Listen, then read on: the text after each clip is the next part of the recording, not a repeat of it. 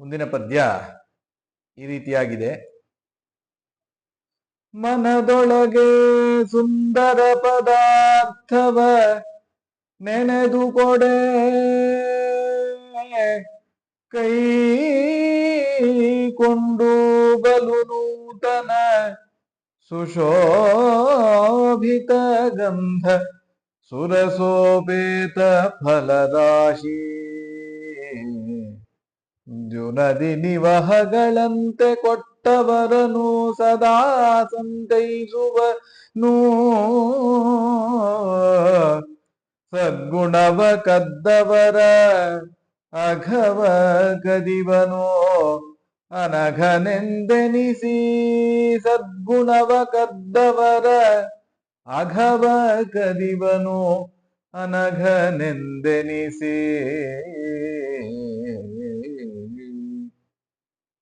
ಮನದೊಳಗೆ ಸುಂದರ ಪದಾರ್ಥವ ನೆನೆದು ಕೊಡೆ, ಕೈಕೊಂಡು ಬಲು ನೂತನ ಸುಶೋಭಿತ ಗಂಧ ಸುರಸೋಪೇತ ಫಲರಾಶಿ, ದ್ಯುನದಿ ನಿವಹಗಳಂತೆ ಕೊಟ್ಟವರನು ಸದಾ ಸಂತೈಸುವನು, ಸದ್ಗುಣವ ಕದ್ದವರ ಅಘವ ಕದಿವನು ಅನಘನೆಂದೆನಿಸಿ ಅಂತ ದಾಸರಾಯರು ತಿಳಿಸ್ತಾ ಇದ್ದಾರೆ. ಮನದೊಳಗೆ ಭಕ್ತನಾಗಿರ್ತಕ್ಕಂಥವನು ನೋಡಿ, ಎರಡು ರೀತಿಯಾದಂತಹ ಪೂಜೆ ಇದೆ. ಒಂದು ಬಾಹ್ಯ ಪೂಜೆ, ಇನ್ನೊಂದು ಮಾನಸಿಕ ಪೂಜೆ. ಬಾಹ್ಯ ಪೂಜೆಯನ್ನು ಅವಶ್ಯವಾಗಿ ಮಾಡಬೇಕು, ಮಾನಸಿಕ ಪೂಜೆಯನ್ನಂತೂ ವಿಶೇಷವಾಗಿ ಮಾಡಬೇಕು ಅಂತಾರೆ. ಯಾಕೆ ಅಂತಂದ್ರೆ, ಸದ್ಭಕ್ತ್ಯ ಮಾನಸೀಂ ಅರ್ಚ್ಯ ಜೀವನ್ಮುಕ್ತೋ ನ ಸಂಶಯ ಅಂತ ಒಂದು ಮಾತಿದೆ ಶಾಸ್ತ್ರದಲ್ಲಿ. ಯಾರು ಭಕ್ತಿಯಿಂದ ಮನಸ್ಸಿನಲ್ಲಿ ಪರಮಾತ್ಮನ ಅರ್ಚನೆಯನ್ನ ಮಾಡ್ತಾರೆ, ಮಾನಸಿಕ ಪೂಜೆಯನ್ನ ಯಾರು ಪರಮಾತ್ಮನಿಗೆ ಸಮರ್ಪಣೆಯನ್ನ ಮಾಡ್ತಾರೆ, ಅಂಥವರು ಜೀವನ್ಮುಕ್ತರಾಗ್ತಾರಂತೆ. ಅಂದ್ರೆ ಈ ಸಂಸಾರ ಬಂಧನದ ಬಿಡುಗಡೆ ಆಗಬೇಕಾದ್ರೆ ಮುಖ್ಯವಾಗಿ ಮಾಡಬೇಕಾಗಿರುವಂತಹದ್ದು ಮಾನಸಿಕ ಪೂಜೆ. ಅದೇನು ಬಾಹ್ಯ ಪೂಜೆಯಿಂದ ಪ್ರತ್ಯೇಕವಾಗಿರ್ತಕ್ಕಂಥದ್ದಲ್ಲ. ಬಾಹ್ಯ ಪೂಜೆಯಲ್ಲೇ ಏನು ನಾವು ಮಾಡ್ತಾ ಇದ್ದೇವೆ ಅದರಲ್ಲೇ ನಾವು ನಮ್ಮ ಯೋಗ್ಯತಾನುಸಾರವಾಗಿ ಅನುಸಂಧಾನವನ್ನ ಮಾಡಲಿಕ್ಕೆ ಬರುತ್ತೆ. ಮಾನಸಿಕವಾಗಿಯೂ ಅನುಸಂಧಾನವನ್ನ ಮಾಡಲೇಬೇಕಾಗತ್ತೆ. ಏಕೆಂದ್ರೆ ನಾವು ಮಾಡುವಂತಹ ಪೂಜೆ ಯಾವುದು ಕೂಡ ಪರ್ಫೆಕ್ಟ್ ಆಗಿ ಮಾಡೋದಿಲ್ಲ. ಅಪರಾಧ ಸಹಸ್ರಾಣಿ ಕ್ರಿಯಂತೆ ಅಹರ್ನಿಶಮ್ಮಯ, ಅಪರಾಧ ಸಹಸ್ರಗಳನ್ನ ಮಾಡ್ತಾ ಇರ್ತೇವೆ. ಅದಕ್ಕೆ 32 ಅಪರಾಧ ಸ್ತೋತ್ರ ಅಂತ ಇದೆ. ಈಗೆಲ್ಲ 32 ಅಪರಾಧಗಳು, 108 ಅಪರಾಧಗಳು ದೇವ್ರ ಪೂಜೆಯನ್ನು ಮಾಡುವ ಕಾಲಕ್ಕೆ ಬೇಕಾದಷ್ಟು ತಪ್ಪುಗಳು ನಡೀತಾನೇ ಇರುತ್ತೆ. ಹಾಗಾದ್ರೆ ಇದಕ್ಕೆಲ್ಲ ಪರಿಹಾರ ಅಂತಂದ್ರೆ ಶುದ್ಧವಾದಂತಹ ಮನಸ್ಸಿನಲ್ಲೂ ಪೂಜೆಯನ್ನು ಮಾಡ್ಲಿಕ್ಕೆ ಬರುತ್ತೆ. ಯಾಕೆಂದ್ರೆ ಬಾಹ್ಯ ಪೂಜೆಯಲ್ಲಿ ತಪ್ಪಾಗಬಹುದು, ಆದ್ರೆ ಮನಸ್ಸಿನಲ್ಲಿ ಪದಾರ್ಥಗಳನ್ನ ನಿರ್ಮಾಣ ಮಾಡೋದ್ರಲ್ಲಿ ಏನ್ ಕಷ್ಟ. ಮಾನಸಿಕವಾಗಿಯೇನೆ ಎಲ್ಲವನ್ನ ಪರಮಾತ್ಮನಿಗೆ ಸಮರ್ಪಣೆಯನ್ನು ಮಾಡ್ಲಿಕ್ಕೆ ಬರುತ್ತೆ. ಪತ್ರಂ ಪುಷ್ಪಂ ಫಲಂ ತೋಯಂ ಅಂತ ಹೇಳಿದಾನಲ್ಲ ಕೃಷ್ಣ. ಆ ಪತ್ರವಾಗ್ಲಿ, ಫಲವಾಗ್ಲಿ, ಪುಷ್ಪವಾಗ್ಲಿ ಅದೆಲ್ಲ ಬಾಹ್ಯವಾಗಿ ಸಮರ್ಪಣೆ ಮಾಡಬೇಕು ಅಂತ ಏನಿಲ್ಲ. ಮನಸ್ಸಿನಲ್ಲೂ ಕೊಟ್ಟರೂ ಕೂಡ ಪರಮಾತ್ಮ ಸಂತೋಷವಾಗಿ ಅದನ್ನ ಸ್ವೀಕಾರ ಮಾಡ್ತಾನೆ. ಅದನ್ನೇ ದಾಸರಾಯರು ಇಲ್ಲಿ ತಿಳಿಸ್ತಾ ಇದ್ದಾರೆ. ಮನದೊಳಗೆ ಸುಂದರ ಪದಾರ್ಥವ ನೆನೆದು ಕೊಡೆ. ಭಕ್ತನಾಗಿರ್ತಕ್ಕಂಥವನು ಮನಸ್ಸಿನಲ್ಲಿ ಅತ್ಯಂತ ಸುಂದರವಾಗಿರ್ತಕ್ಕಂತಹ ಪದಾರ್ಥ, ಅದು ಭಗವಂತನ ಪೂಜೆಗೆ ಯೋಗ್ಯವಾಗಿರ್ತಕ್ಕಂತಹ ಪದಾರ್ಥ ಆಗಿರ್ಬೇಕು. ಅದು ಮನೋಹರವಾಗಿರ್ತಕ್ಕಂತಹ ಸಲ್ಲಕ್ಷಣಗಳಿಂದ ಕೂಡಿರ್ತಕ್ಕಂತಹ ಪರಮಾತ್ಮನ ಸಮರ್ಪಣೆಗೆ ಅದು ಯೋಗ್ಯವಾಗಿರ್ಬೇಕು. ಪರಮಾತ್ಮನಿಗೆ ಅದನ್ನು ಅರ್ಪಿಸಲಿಕ್ಕೆ ಯೋಗ್ಯವಾಗಿರ್ತಕ್ಕಂತಹ ಪದಾರ್ಥ ಆಗಿರ್ಬೇಕು. ಅದನ್ನ ನೆನೆದು ಕೊಡೆ. ಮನಸ್ಸಿನಲ್ಲಿ ಚಿಂತನೆಯನ್ನ ಮಾಡ್ತಾ ಕೊಡಬೇಕಂತೆ. ಪರಮಾತ್ಮನ ರೂಪವನ್ನ ಮನಸಾ ಚಿಂತನೆಯನ್ನ ಮಾಡಿ ಯಾರು ಅದನ್ನ ಸಮರ್ಪಣೆಯನ್ನ ಮಾಡ್ತಾರೆ ಅವರಿಗೇನಾಗತ್ತೆ ಅಂತಂದ್ರೆ ಬಲು ನೂತನ ಸುಶೋಭಿತ ಗಂಧ ಸುರಸೋಪೇತ ಫಲರಾಶಿ. ಬಲು ನೂತನ ಅಂದ್ರೆ ಅತ್ಯಂತ ಹೊಸದಾಗಿರ್ತಕ್ಕಂಥದ್ದು, ಸುಶೋಭಿತ ಅತ್ಯಂತ ಶೋಭಾಯಮಾನವಾಗಿರ್ತಕ್ಕಂಥದ್ದು, ಗಂಧ ಒಳ್ಳೆ ವಾಸನೆ ಭರಿತವಾಗಿರ್ತಕ್ಕಂಥದ್ದು, ಸುವಾಸನೆಯಿಂದ ಕೂಡಿರ್ತಕ್ಕಂಥದ್ದು, ಸುರಸ ಒಳ್ಳೆ ಉತ್ತಮವಾಗಿರ್ತಕ್ಕಂತಹ ರಸದಿಂದ ಕೂಡಿರ್ತಕ್ಕಂತಹ ಫಲರಾಶಿ. ಆ ಫಲ ಸಮೂಹಗಳೇನಿದೆ ಅದನ್ನ ಫಲ ಸಮೂಹಗಳನ್ನ ದ್ಯುನದಿ ನಿವಹಗಳಂತೆ ಕೊಟ್ಟು ಅಂತ ಇದ್ದಾರೆ. ಆ ಫಲದ ರಾಶಿಯನ್ನ ಪರಮಾತ್ಮ ಕೊಟ್ಬಿಡ್ತಾನಂತೆ ಭಕ್ತರಿಗೆ. ಹೇಗೆ ಅಂತಂದ್ರೆ ಅದಕ್ಕೆ ಹೇಳಿದ್ರು ದ್ಯುನದಿ ನಿವಹಗಳಂತೆ ಕೊಟ್ಟು. ದ್ಯುನದಿ ಅಂತಂದ್ರೆ ಯಾವುದು? ಗಂಗಾ ನದಿ. ಗಂಗಾ ನದಿಯ ಪ್ರವಾಹ ಹೇಗಿದೆಯೋ, ನಿವಹ ಅಂತಂದ್ರೆ ಸಮೂಹ ಅಂತ ಅರ್ಥ. ಅಂದ್ರೆ ಆ ಗಂಗಾ ನದಿಯಲ್ಲಿ ಆ ನೀರಿನ ಬಿಂದುಗಳ ಸಮೂಹ ಹೇಗಿದೆಯೋ ಹಾಗೆ. ಅದಕ್ಕೇನಾದ್ರು ಮಿತಿ ಇದೆಯಾ? ಅದಕ್ಕೆ ಮಿತಿಯೇ ಇಲ್ಲ. ಹೇಗೆ ಆ ಗಂಗಾ ನದಿಯ ಬಿಂದುಗಳಿಗೆ ಮಿತಿ ಇಲ್ಲವೋ ಹಾಗೆ ಪರಮಾತ್ಮ ದ್ಯುನದಿ ನಿವಹಗಳಂತೆ ಕೊಟ್ಟು ಫಲವನ್ನ ಕೊಡ್ತಾನಂತೆ. ಫಲದ ರಾಶಿಯನ್ನ ಅವನು ಕೊಡಲಿಕ್ಕೆ ಶುರು ಮಾಡದ ಅಂತಂತಾದ್ರೆ ನಮ್ಮ ಎರಡು ಕೈಗಳು ಏನು ಸಾಕಾಗೋಲೇ ಇಲ್ಲ. ನಾವು ಎರಡು ಬೊಗಸೆನಲ್ಲಿ ಕೊಡಲಿಕ್ಕೆ ಸಾಧ್ಯ ಅಷ್ಟೇ. ಸಂಪೂರ್ಣವಾಗಿ ನಾವು ಕೊಡೋದಾದ್ರೆ ನಮ್ಮ ಕೈ ಬೊಗಸೆ ಎಷ್ಟಿದೆಯೋ ಅಷ್ಟು ಪರಮಾತ್ಮನಿಗೆ ಸಮರ್ಪಣೆಯನ್ನ ಮಾಡಿರ್ತೇವೆ. ಆದ್ರೆ ಪರಮಾತ್ಮ ಪುನಃ ಮತ್ತೆ ಅದಕ್ಕೆ ರಿಯಾಕ್ಟ್ ಮಾಡದ ಅಂತಂತಾದ್ರೆ, ಅಂದ್ರೆ ಪರಮಾತ್ಮ ಆ ಫಲವನ್ನ ಕೊಡಲಿಕ್ಕೆ ಶುರು ಮಾಡದ ಅಂತಂತಾದ್ರೆ ಈ ನಮ್ಮ ಎರಡು ಕೈಗಳು ಏನೇನೂ ಸಾಕಾಗೋದಿಲ್ಲ. ಯಾಕೆಂದ್ರೆ ಹೇಗ್ ಕೊಡ್ತಾನೆ ಪರಮಾತ್ಮ? ದ್ಯುನದಿ ನಿವಹಗಳಂತೆ ಕೊಟ್ಟವರನು ಸದಾ ಸಂತೈಸುವ. ಗಂಗಾ ನದಿಯ ಪ್ರವಾಹದಂತೆ ಅವನ ಅನುಗ್ರಹ, ಅವನ ಪ್ರಸಾದ ಹಾಗೆ ಇದ್ಬಿಡತ್ತೆ. ಇದು ಒಂದರ್ಥ. ಆದ್ರೆ ಇನ್ನೊಂದರ್ಥ ದ್ಯುನದಿ ನಿವಹಗಳಂತೆ ಕೊಟ್ಟವರನು. ನಾವು ಕೊಡೋದಾದ್ರೆ, ಭಕ್ತರು ಕೊಡೋದಾದ್ರೆ ಹೇಗ್ ಕೊಡಬೇಕು?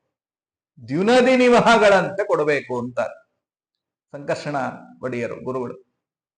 ಹೇಗೆ ಅಂದ್ರೆ ಈಗ ನೋಡಿ, ಗಂಗಾ ನದಿಯಲ್ಲಿ ಅಲ್ಲಿರ್ತಕ್ಕಂತಹ ಅಲೆಗಳು, ಗಂಗಾ ನದಿಯಲ್ಲಿ ಬೇಕಾದಷ್ಟು ಅಲೆಗಳಿದೆ. ಗಂಗಾ ನದಿಯ ನೀರಿದೆ. ಗಂಗಾ ನದಿಯ ನೀರಿಗೂ ಅಲೆಗಳಿಗೂ ಏನಾದ್ರು ಭೇದ ಇದೆಯಾ? ಇಲ್ಲ. ಗಂಗಾ ನದಿಯ ನೀರಿಗೂ ಅಲೆಗೂ ಹೇಗೆ ಭೇದ ಇಲ್ಲವೋ, ಹೇಗೆ ಅಭೇದವೋ, ಹಾಗೆ ಪರಮಾತ್ಮನಿಗೆ ನಾವೇನು ಪದಾರ್ಥವನ್ನ ಸಮರ್ಪಣೆ ಮಾಡಬೇಕು ಅಂತ ಇದ್ದೇವೆ, ಆ ಪದಾರ್ಥದ ಒಳಗಡೆ ಪರಮಾತ್ಮ ತಾನೇ ಇದ್ದಾನೆ. ಅಪ್ರಾಕೃತ ಶರೀರನಾಗಿ ಸಚ್ಚಿದಾನಂದಾತ್ಮಕನಾಗಿ ಪರಮಾತ್ಮ ಆ ಪದಾರ್ಥದ ಒಳಗಡೆ ತಾನೇ ನಿಂತಿದ್ದಾನೆ, ತಾನೇ ಒಂದು ರೂಪವನ್ನ ಇಟ್ಟಿದ್ದಾನೆ. ನಾವು ಎಲ್ಲಿ ಸಮರ್ಪಣೆಯನ್ನ ಮಾಡಬೇಕು ಅಂತ ಹೋಗ್ತಾ ಇದ್ದೇವೋ, ಅಂದ್ರೆ ಬಿಂಬರೂಪಕ್ಕೆ ಅಂತಾನೆ ಇಟ್ಕೋಣ, ಅಥವಾ ಬಾಹ್ಯವಾದಂತಹ ಪ್ರತಿಮೆಗಳು ಬೇಕಾದಷ್ಟು ಇಟ್ಕೊಂಡಿರ್ತೇವೆ. ಆ ಪ್ರತಿಮಾಂತಸ್ಥಿತನಾಗಿಯೂ ಪರಮಾತ್ಮ ತಾನೇ ಇದ್ದಾನೆ. ಆ ಪ್ರತಿಮೆಯ ಒಳಗಡೆಗೂ ಕೂಡ ಅದೇ ಆಕಾರನಾಗಿ, ತದಾಕಾರನಾಗಿ, ತದ್ವಾಚ್ಯನಾಗಿ ಪರಮಾತ್ಮ ಇದ್ದಾನೆ. ಪದಾರ್ಥದ ಒಳಗೂ ತದಾಕಾರನಾಗಿ, ತದ್ವಾಚ್ಯನಾಗಿ ಇದ್ದಾನೆ. ಈ ಎರಡು ರೂಪಗಳಿಗೂ ಕೂಡ ಭೇದ ಇದೆಯಾ? ಇಲ್ಲ ಅಂತ ಚಿಂತನೆಯನ್ನ ಮಾಡಿ ದ್ಯುನದಿ ನಿವಹಗಳಂತೆ ಅಂದ್ರೆ ಹೀಗೆ. ಗಂಗಾ ನದಿಯ ನೀರಿಗೂ ಅಲ್ಲಿರ್ತಕ್ಕಂತಹ ಅಲೆಗಳಿಗೂ ಹೇಗೆ ಭೇದ ಇಲ್ಲವೋ ಹಾಗೆ ಪದಾರ್ಥದ ಒಳಗಡೆ ಇರ್ತಕ್ಕಂತಹ ಪರಮಾತ್ಮನ ರೂಪಕ್ಕೂ, ನಮ್ಮಲ್ಲಿರ್ತಕ್ಕಂತಹ ಬಿಂಬರೂಪಕ್ಕೂ, ಹೊರಗಡೆ ಇರ್ತಕ್ಕಂತಹ ಪ್ರತಿಮೆಯ ಅಂತರ್ಗತನಾಗಿರ್ತಕ್ಕಂತಹ ಪರಮಾತ್ಮನ ರೂಪಕ್ಕೂ ಕೂಡ ಕಿಂಚಿತ್ತೂ ಭೇದ ಇಲ್ಲ. ಎಲ್ಲ ಕಡೆಯೂ ಐಕ್ಯ ಇದೆ ಅಂತ ಹೀಗೆ ಯಾರು ಚಿಂತನೆಯನ್ನ ಮಾಡ್ತಾರೆ ಅಂತವರನ್ನ ಸದಾ ಸಂತೈಸುವನು, ಯಾವಾಗ್ಲೂ ರಕ್ಷಣೆ ಮಾಡ್ತಾನಂತೆ. ಸದಾ ಸಂತೈಸುವನು. ಮತ್ತೆ ಸದ್ಗುಣವ ಕದ್ದವರ ಅಘವ ಕದಿವನು. ಯಾರು ಸದ್ಗುಣವನ್ನ ಕದ್ದಿರ್ತಾರೆ, ಸದ್ಗುಣಗಳು ಯಾವುದು? ಸದ್ಗುಣಗಳು ಅಂತಂದ್ರೆ ಪರಮಾತ್ಮನ ಸದ್ಗುಣಗಳು ಬೇಕಾದಷ್ಟಿದೆ.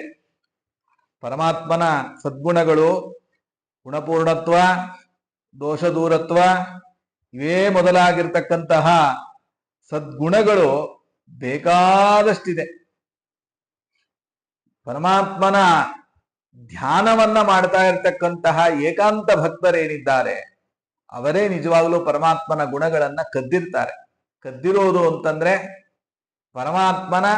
ಪರಮಾತ್ಮನಲ್ಲಿರ್ತಕ್ಕಂತಹ ಗುಣಗಳೇನೇನಿದೆ ಅದನ್ನ ನಿರಂತರವಾಗಿ ತಮ್ಮ ಧ್ಯಾನಕ್ಕೆ ತಂದುಕೊಂಡಿರ್ತಾರೆ.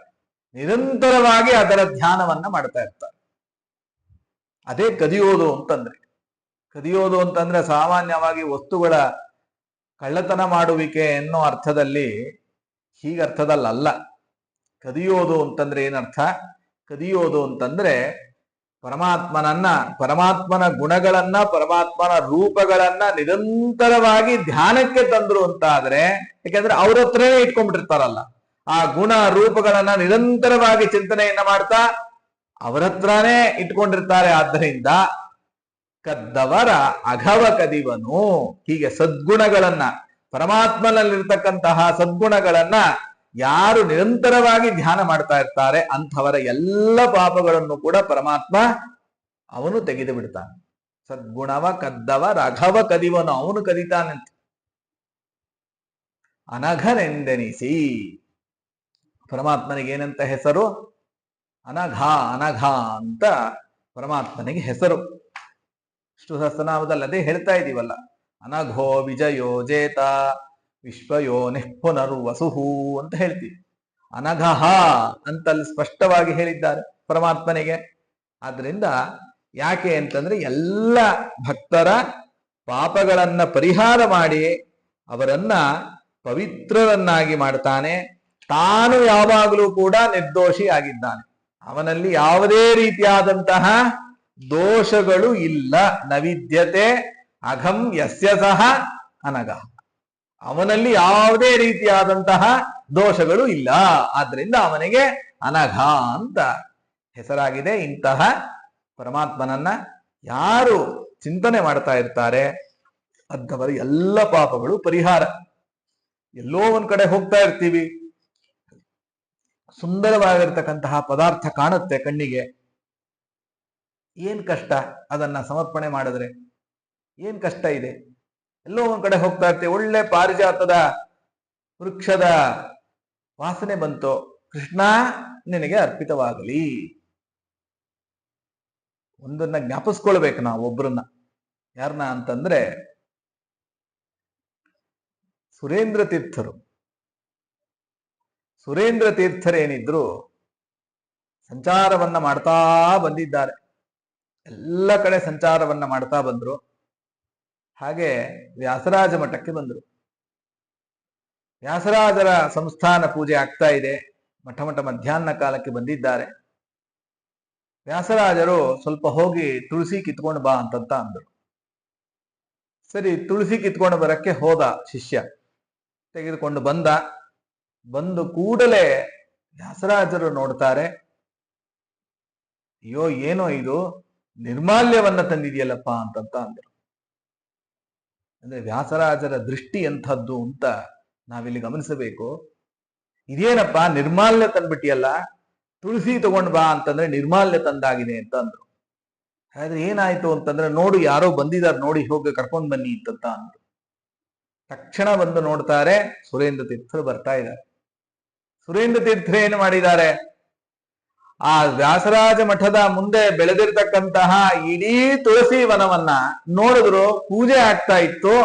ಮಾನಸಿಕವಾಗಿ ಪೂಜೆಯನ್ನ ಮಾಡಿ ಕೃಷ್ಣ ನಿನಗೆ ಅರ್ಪಿತವಾಗಲಿ ಅಂತ ಇಡೀ ತುಳಸಿ ವನವನ್ನೇ ಸಮರ್ಪಣೆ ಮಾಡಿಬಿಟ್ಟಿದ್ದಾರೆ. ಎಂತಹ ಮಹಾನುಭಾವರು! ಇಡೀ ತುಳಸಿ ವನವನ್ನೇ ಸಮರ್ಪಣೆ ಮಾಡಿಬಿಟ್ಟಿದ್ರು.